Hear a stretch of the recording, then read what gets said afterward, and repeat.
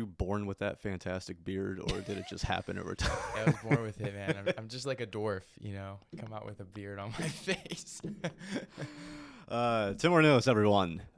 This is a good friend of mine. Have been able to walk with him over the past couple months. He's been able to graciously invite me into his house church that he has. We're going to talk a little bit about that. But first and foremost, sir, congratulations on some things coming up. I don't know if we can say it or not. But yeah, you can. All right. It's public. My man is going to be a father here very shortly. So congratulations. Excited for you and Nat. And it's wild. Yeah, the crazy thing that God's going to lead you into with this parenthood stuff. Yeah. It's like always on the back of my mind now. Like, I mean, yeah, just we were just at the clinic on Wednesday, and so that was just yesterday, and we saw the ultrasound again, and just it's the weirdest feeling. It's incredible though, and just feel really excited to see like what I can learn along the way, because I feel like when I watched people go through like parenthood, something changes in a really cool way, and I'm like, all right, I don't know if I'm ready for it, but let's go. Let's just do it. I don't think anyone's ever ready for it. It just kind of comes. Yeah, I think so. So I wanted to have you on, one, because you've like just in the 2 months that I've known you, like you've been very inspirational in my life, like just with the things that you do with house church. Everyone that watches the show knows that house church is a big thing on my heart and something that I do. But before we get into that, why don't you just tell everybody a little bit about yourself, who you are, like where you came from, some of the cool parts of your testimony, maybe in a Reader's Digest version of it. But all right, okay. So I was raised in a way that most people probably might not be able to relate to, but there's enough of us out there that it's worth probably talking about. But I am the youngest of 9 kids, so pretty big family, and I was homeschooled my whole life. Very, I guess most people consider just religious, but I mean that in a good way. Like my parents were really dedicated to God and serving him, but like everything in my childhood wrapped around that. Like, I think I read through the Bible, like the entire Bible, when I was like 11, which is crazy, right? Yeah. I mean, we would do devotions even earlier than that. Like, we were taught to like read our Bibles in the morning, and I remember one time like just having like, I think I was doing a Bible reading plan or something. All my friends were going out sledding because it was snowing, and I was like, no, I'm not going sledding. I gotta read my Bible. And so a lot of that was good and brought some foundations that like I think have served me well. But a lot of it also led to confusion. Fear was a big part of my life. When I was young, it was like, if I remembering correctly, I was like 8 years old, and I went through this time. Maybe I heard some preachers shouting about like hell and brimstone and fire or something, but I was like 8 or 9. I was going to bed crying like almost every night, fearful that I was gonna die and like end up in hell. And I like had given my life to Jesus. I'd prayed the prayer, but I was just like, how do I know? How do I know that God loves me and like he's not going to judge me? And I think I had this view of God. I was kind of like, there's 2 sides to God. There's this loving side, which like, hopefully if you do the right things, you'll experience that. But then there's this really angry, wrathful side, and you just, you gotta watch out for it. And so like, that really hit me as a young kid, and it affected me a lot while I was growing up. And I've only now started to unpack some of that. But I think it really impacted the way I viewed myself. Okay. Like a lot of insecurities in my teenage years, and a lot of going to like, I was really a people pleaser when I was a teenager. Yeah. So like, and maybe part of it was because I was sheltered and homeschooled. But when I first started going to youth group and like getting to have friends, man, I would like just do whatever I could to like impress people or make them happy. And if people didn't like me or made fun of me, which happened, like it was a big deal, and I would feel completely rocked, and which I know most kids probably experience at that age. But then that dynamic of like this kind of like spiritual, I don't know, it was like a battle almost in my mind to kind of just fed into this, and I was pretty sad just as a kid, and I was not outgoing. Like I tried really hard, but I was very shy. And anyway, You all couldn't that tell- kind you of couldn't tell now. like when I was really little, like Yeah. I was 5 or 6, I was actually a very like happy like kid and Yeah. stuff. And then it was like that weird season. So I do feel like I'm kind of back to like Yeah. how God made me. Childlike faith. yeah. But being a teenager wasn't always the best for me, and ended up falling into sexual addictions, and just feeling so much shame and guilt and fear. And then I kind of like, I don't know, almost went through like early teens. It's just like, you know what, maybe God, like I just got to like lay that on the shelf and like figure other things out. Kind of, it was always part of kind of my interest. But it wasn't like everything, Yeah. And then, funny enough, I started reading some novels Yeah. by an author named Ted Decker. And if you know him, cool. A lot of people don't, but he wrote like these kind of thriller, almost like young adult novels, but they had this spiritual like allegories and themes. And he's a Christian writer. But reading his books somehow kind of broke me out of like my little shell, my little kind of narrow understanding of God, and just kind of painted this picture of like God is beautiful. Yeah. And he is love, and his spirit is moving and inviting us to engage with him. And like, man, I started reading those books, and I had read a lot of my Bible at that point. So I was like, there is ground for this, and for specifically, I remember after reading some of these novels and kind of being like, man, if God was that good, I'd be a fool to not like explore, a relationship with him. Yeah. But I was like, nah, that's just maybe one part of God, but that can't be the full picture. But then I was reading 1 John and 1 John 4. I think it's verse 16 that says, God is love, full stop. Yeah. Yeah. And I just read that over and over, and I was like, all right, like, I don't understand how that fits in with all the other things I've been taught and read, but I could stake my faith on that. And that would be a compelling reason to pursue God. And so I started doing that, and like when I was 16, I got baptized, and I started exploring on my own, the faith, and reading different books as well from different authors, and I just started like, actually stopped going to church, which right after I got baptized, which is kind of funny. And some people were like, what are you doing? You just got baptized. And I'm like, I don't know, but I need to know God himself. And like, I had this burning hunger. And so, my parents, they blessed me in that actually, which is really cool. Yeah. And they were just like, all right, like just keep seeking him. So I did. And I ended up like 6 months later kind of connecting with a new church. And What were some of those things that you did though to keep seeking him, like during that time? Yeah, I would go to Starbucks. If I'm gonna find God, I remember it's in a Starbucks. I remember, like, this is actually a really funny story. One of the first times I had always gone to church on a Sunday morning for so long, but I remember like one of these first times where I wasn't going. I went to Starbucks on a Sunday morning, and I brought like a stack of books. Oh, before then, I had gone to a Christian bookstore and just like pulled books, like just random books. I just had this stack, and then I had my Bible, and I was like my laptop, and I was writing, reading, and I flip open to Hebrews chapter 10, which, if you don't know, Hebrews 10, I forget the verse, but it says, therefore, not neglecting to meet together, all the more we because the day of is coming, of the Lord is coming. We seek to stir one another up. And I remember being like, all right, I can't do this forever. Like to be, I've got to get involved with community. But anyway, I did that. I would go out to Middle Creek, like wildlife park. So just kind of out in nature. I journaled a lot. And I was just trying to kind of gather as much information as I could and then just digest it.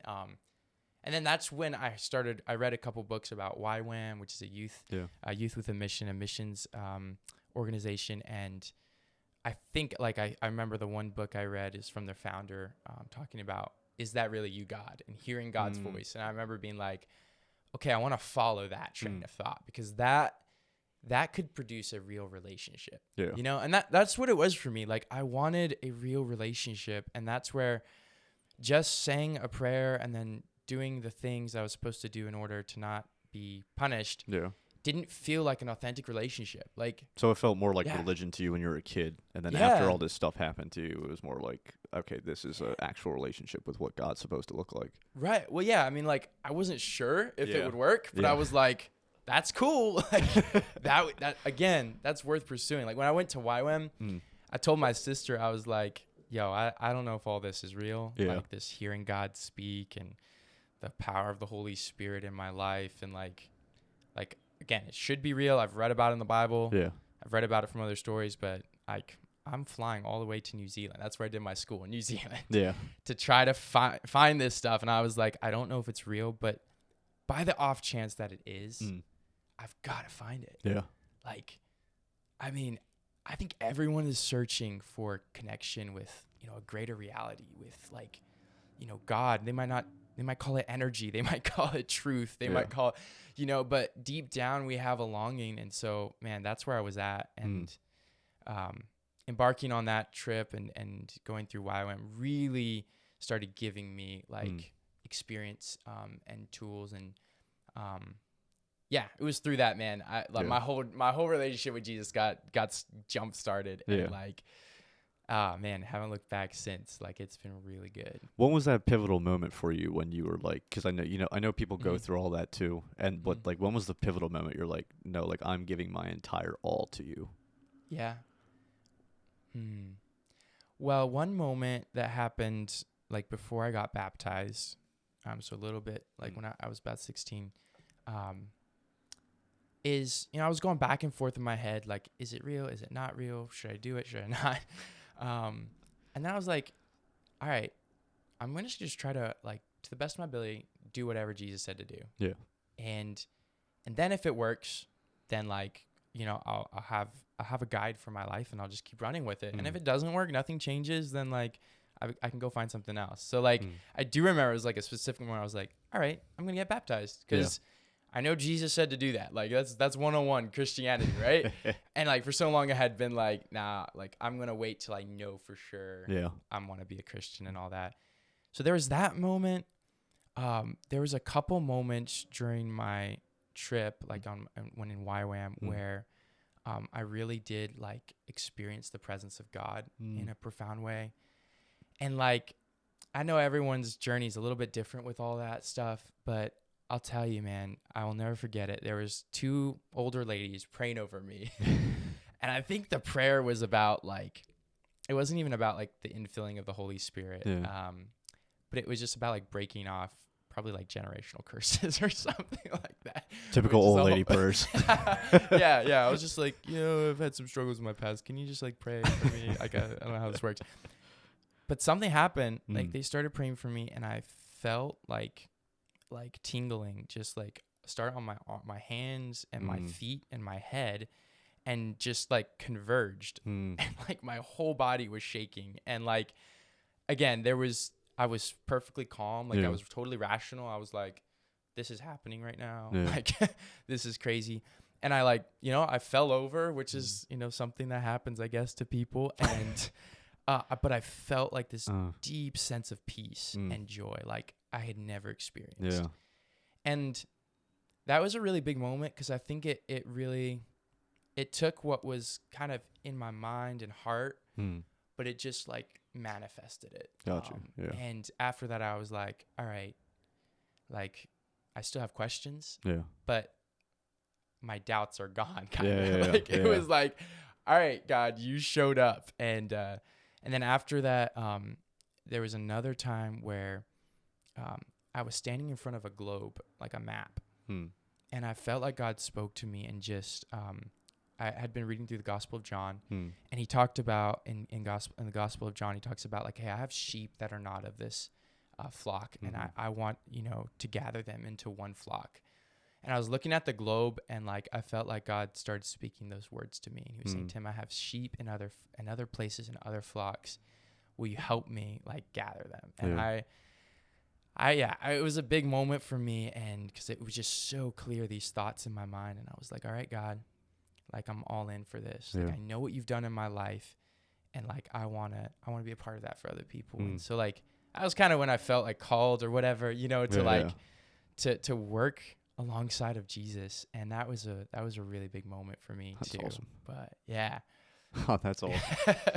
Well, all of that said, you know, going through all that in your childhood, it then led you to a couple places in your life. One, you met your wonderful wife, which then, you know, through here, then you guys started going to the organization, church that you're, you know, involved with now. But out of that branched something beautiful in my mind is house church. And even being a part of it for only 2 months, like I think I told you this before, like walking into that right away, I felt so comfortable and natural on that first night. And you guys weren't even there. I don't know where you guys were, That's but awesome. it was like That's the dream. it just felt like a home more than just, you know, going to a gathering or a Bible study. And I think it's amazing how you have created that atmosphere for people to come through, and you can just see it with everybody that's there. How did that come about? You know, where did this all start? Oh, wow. All right. So I'll fast forward then. After YWAM, I came back to Pennsylvania, and I thought I would be going back out to another country. I was just kind of like waiting for the Lord. Yeah. But I remember I had a dream for what, you know, like, I guess I wrote down these things. I was just like, kind of like the ideal Christian community, you know, like, and I wrote it all down. And for me, it was kind of a deconstructing of some of the systems and traditions that like I had been raised in, and that had felt like, man, for some reason I was in church for this long, and like it wasn't until I did YWAM that I actually felt like I was discipled, that I actually felt like I had community, that I was hungry for God. And so I was like, that should be church.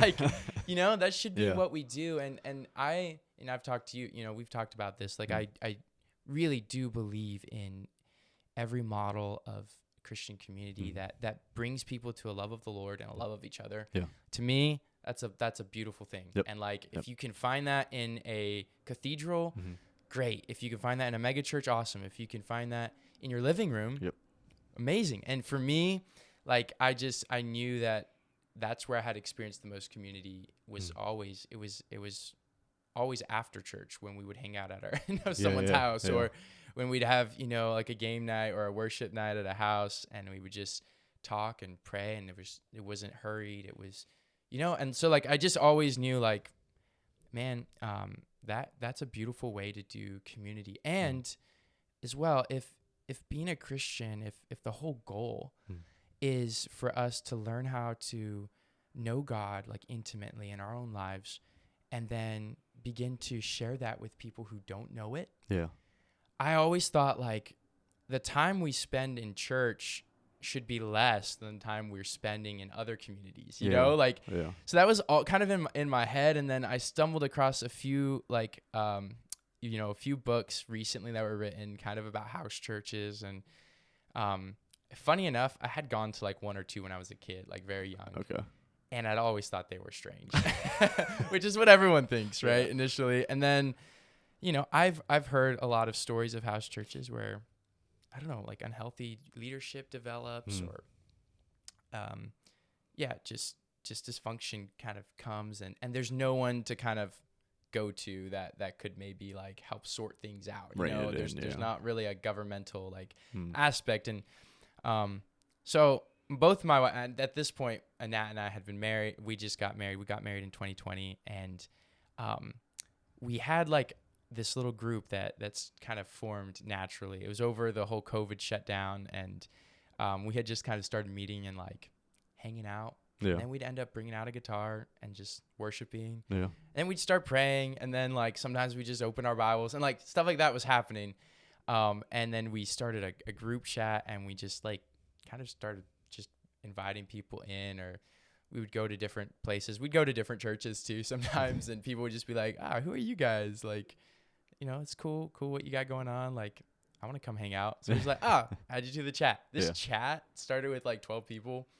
Over like 6 months in 2020, it was like almost 100, I think. Young adults, mainly young adults. And not all of them were very engaged. But like, it just, I think people were really hungry for community, with churches being shut down. Absolutely.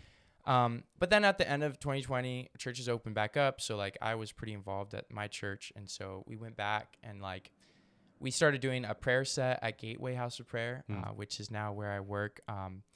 And it was called The Altar, and it was just like 7 to 10 p.m., just prayer. Yeah. Like we would just meet, different people would bring instruments, and we would just try to really follow the Holy Spirit. So that happened, and we realized like this is our community. Like even though it's not called a church, and we're not, we don't have like a set leadership team necessarily, but like this is our community. Yeah. And Nat and I grew to really feel like God's heart and even calling to just steward it, you know, because I've been a part of groups that just kind of fizzle out, and we were just like, no, there's something here that's special, and we want to keep this going. So then like 2021, we were doing more research and reading about house church networks even, and that's where we heard about Dove Microchurch Network, which is in the area. And we felt like a real kindred spirit because they were very open to doing things differently. Yeah. And we felt like that would be a part of what we did. And so anyway, long story short, we launched in September of 2021, and we have this, how we're doing it right now could subject to change. But right now we meet every other Wednesday night at our Nat and I's house, and we'll do like some prayer time, some worship usually. But then we'll unpack like a Bible, a portion of scripture, or a theme. And the goal is for these themes to really impact like who we are as disciples. Yeah. So they're supposed to be, kind of practical. How do we obey the teachings of Jesus? And then, or on the other hand, like how do we then engage with people who don't know Jesus and help and show them what it looks like. And so walk like with them. Walk with them. Mentoring and meeting and like outside of the church is really big for us. Like we love doing that, getting to know people more one-on-one, which because it's a smaller group, we can do. And like that's really fun. And so we do have like a leadership team with like 5 people, and we meet once a month, and we'll just kind of pray and just ask God to like help us steward tithes and stuff like that. Yeah. That's probably the most churchy part of it is like people do tithe in and give money, and so then we have to pray, and like we've been able to send a lot of money to ministries or missionaries, or using the group. The tangible stuff is where you can see that the most, right? With the one I'm not gonna say the name or what happened, but you can see what happened there. That's pretty cool. So we've been able to help with some really cool things. So far like we've loved it, and like it's become like our church for sure. Yeah. Like we just, sometimes people ask us to like, but where do you go to church? And we're just like, this is it for us. Yeah. Like, and some others will go to different churches on Sundays, and we like encourage that. Yeah. We love that. Absolutely. But yeah, it's been really fun. Because it's never to say that, like you said earlier, like I'm never one to say like house church is the right way. It to me, it's the right way that works for me and the way that I see it biblically, but that may not work for other people. Like you said, some people may find it in a cathedral, some people may find it in a mega church, some people may find it in, traditional just building church, which is amazing. But starting this, going through it, what are some things that you had to sacrifice to get to where you are now, and how important was prayer in all of that? Wow. Okay. So this is getting personal. Here we go. All right. This is the good questions, Mike. Let's go. I had some vision, and even what I would still look at as prophetic words for a kind of a lifestyle of traveling, preaching, kind of evangelistic type calling. Yeah. And I thought like that was the pinnacle, like of what it meant to be a Christian. And I've done some mission work in Uganda and built really good connections, and I wanted to move there. Like I really did. So that was kind of like in my mindset. But when we recognized that this community had formed already, and we felt like God was saying, "Hey, you and Nat." I mean, we like the leaders around us are really, we've been a team the whole way through. But we, Nat and I are the first ones to kind of get married in the group, and we had the house. And so we were just like, we felt this mantle of like, hey, like God's saying, I want you to make sure this keeps going and steward this. And so I knew that meant like, all right, I'm going to have to settle down in a sense. Like I'm going to have to learn how to walk with people. Like I used to make jokes about like how bad I was at like friendships. Like I could make friends really good and, you know, like easily, like, and I loved evangelism for that purpose because I could just walk up to people and pray for them. But like when it came to like being consistent, showing up for people and like, I'll be honest, like it wasn't my strength. And I had filtered through a lot of communities, part of the way I was brought up. So like it felt really scary to say, all right, I'm going to commit to like building a church. Because my view of that is like, you know, this is you're giving your life, like you're setting other things aside, and you've got to take it seriously. And if you're gonna disciple someone or mentor someone, like, man, you can't just. It's not a quick fix type thing. Like you've got to commit to friendship and, you know, texting and calling, and I'm not good at those things. So like that was one thing I had to be like, all right, naturally I don't feel gifted in this, but I see the call, like I see the need, and I want to be able to do that. Like I realize like I don't want to just go move around and just follow, you know, like not have really deep relationships, but just, you know, have maybe a cool looking life on the outside, but not very deep with people I love. And I was like, I don't want that.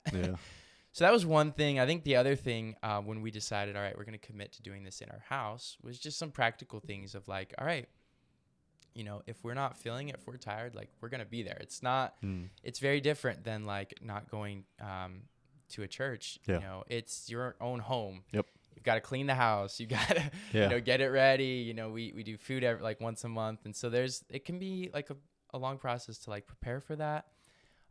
So, you know, even for Nat and I, as we're starting our marriage, we were just like, okay, how do we do this and make sure like we still have time to rest? And, Nat, my wife, has really helped me in learning some boundaries and learning. We do like a day of rest every week. We started that early on in our marriage. And so like things like that have really sustained us. I think the other thing, that has been a bit of a sacrifice is I had this mindset even in other churches of like, it's weird. I hate saying this, but you know, there's a ministry mindset kind of like you should progress. You should have more influence as you grow in the Lord.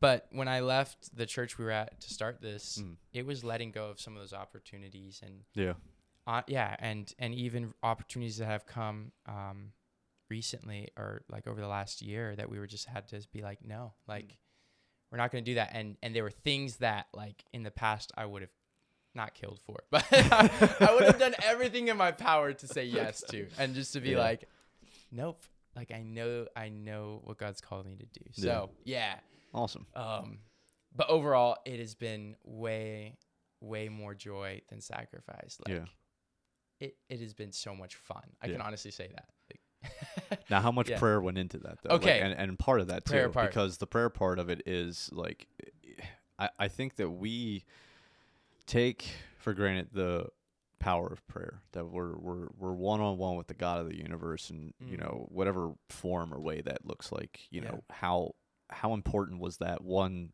to start this ministry, and two, to you personally? Yeah. Okay. So I don't think you can be a Christian and not pray. I think that prayer is the foundation of every part of Christianity. And I kind of came to a conviction of this just because when I was in YWAM and when I started to learn that prayer is not just talking to God, but it's also listening and like hearing him, you know, I realized like, man, this has to be the foundation of what I stand on. Like, I don't know why I would try to do anything without inviting God to guide and lead me through that. You know?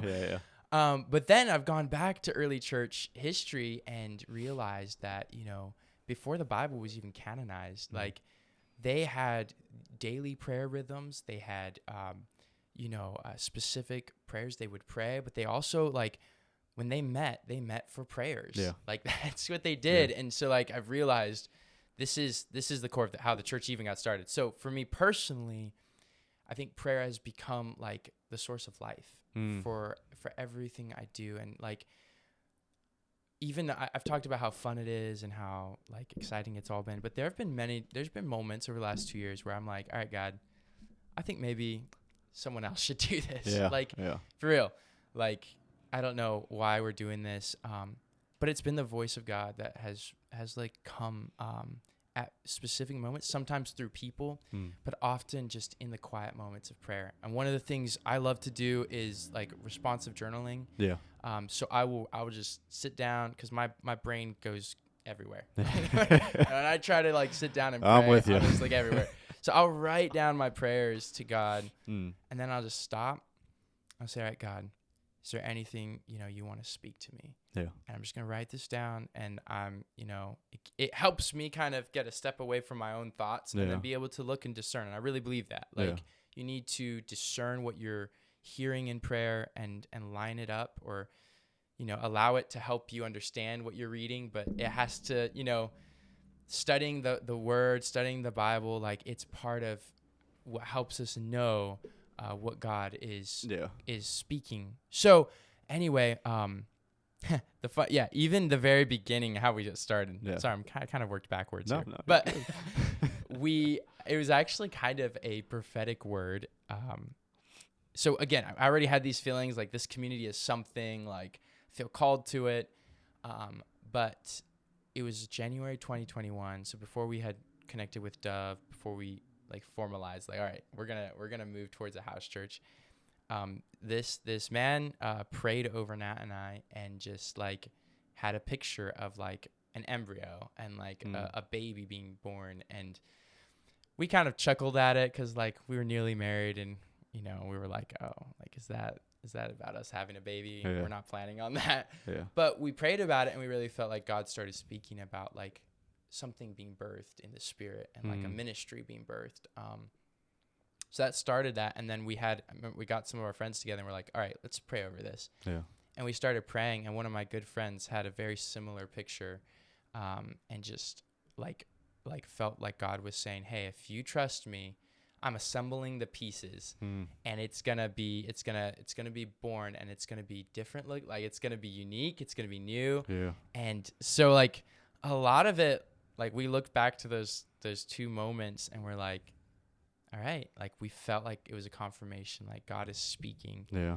And then as we, process through, it's like every step of the way, like God has been there to guide and instruct us. Like even when it comes to how do we handle the money? We'll all sit down and we'll just pray. Yeah. And we'll be like, God, is there anyone? And sometimes God has highlighted a person, and we'll be like, we'll ask them, is there a need? And then we'll try to meet that. And like, even our Wednesday night trainings, we spend a lot of time in prayer, because we don't want to just tell people, what God is saying, or even just explain things in the Bible, which is a part of what we do. But we also want people to get to a place where they can recognize that God is speaking to them. Yeah.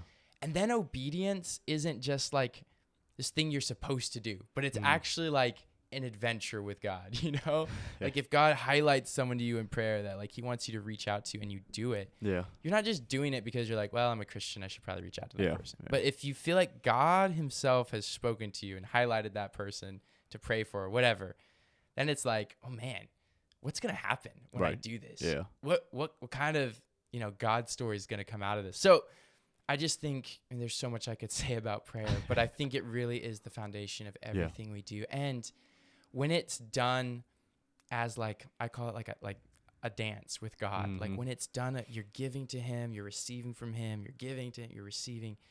It is really fun and really life-giving. You can get lost. Like you can find yourself like an hour, 2 hours just in this dialogue. And it's like, you feel kind of crazy, but you're also like, this is the coolest thing ever. Yeah. I've ever done. Yeah. No, it's awesome. So I love prayer, man. I think that's like something you said there too with the obedience is a big portion of it, because I think a lot of people will I think people sometimes will pray because they think they're being obedient. And in reality, it's the other way around. Like, prayer produces obedience. And like, I know we had this conversation really a couple days ago too, like the unconscious obedience that some Christians are so dead set on I got to be obedient in this or this or this. And I don't think that's what God's really calling them to. He might be in a specific sense, but like to me, I look at that and I'm just like, and you know, the story of what I told you before, but it's just like I was not thinking about it at all. I was unconsciously being obedient and making these decisions because of what was produced out of prayer. And that's like, I think that's the coolest thing about God is that he never, you know, we have free will. You know, he might stop one thing, but if we're like, oh, you stopped that, but I'm still going to touch this, you know, it's just like, well, it doesn't really matter. So, no, that's really, I agree with you 100%. I've always been a big proponent of prayer. Love, you know, meeting in just small groups and praying, corporate prayer, personal prayer. I mean, I think it's just everywhere highlighted throughout the Bible. Yeah.